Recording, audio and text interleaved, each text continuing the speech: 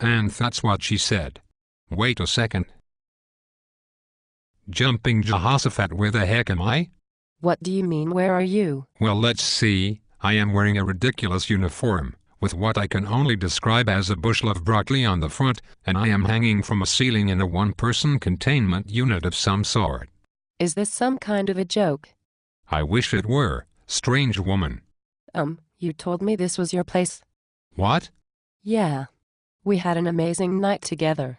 We had some drinks, shared some laughs, and you invited me to your place, which I can only describe as a dungeon with a hanging prison cell in the middle of your living room, I guess.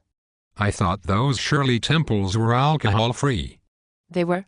But I slipped you a couple with alcohol because I thought you were a little tense. This is unbelievable. Do you realize what you have done? I was drinking non-alcoholic Shirley Temples because my body does not have the capability to process alcohol. I found this out the first time I drank.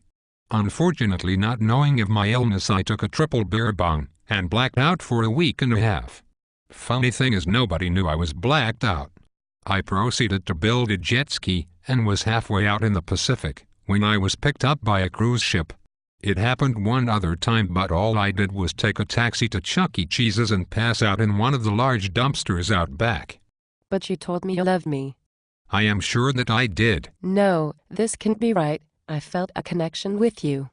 Again, that is pretty standard. Boy, this is getting a tad bit awkward. You really don't remember anything? Not a thing. We were at the Martini Bar, and you asked me to dance. My girlfriend Rachel and your friend Jim were sitting at the table. Nope. Nothing. We had drinks, danced, and then you said you wanted to blow the top off of this carrot stand, meaning that you wanted to leave, I guess. You were quite persuasive.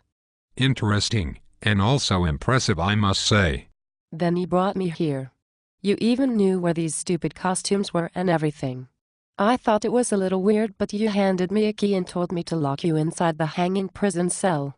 Well, I'll be a monkey's uncle. It just keeps getting better and better.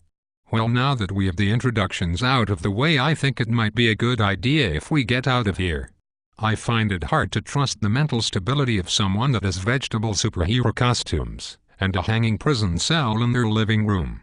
One last thing though, are you telling me you actually went home with a guy who had vegetable superhero costumes and a prison cell in their living room? At any point did you stop and think about how ridiculous this situation is? It crossed my mind. Well, throughout the duration of this little disturbing adventure, I had contemplated giving you my number, but I am just a little too freaked out about you, so I think it's best that we chalk this up as one of life's little curveballs and go our own separate ways. Okay, I understand, I guess. There is only one problem. What's that? Well, after I locked you in there, you took the key. Yes, so? You swallowed it. Oh boy.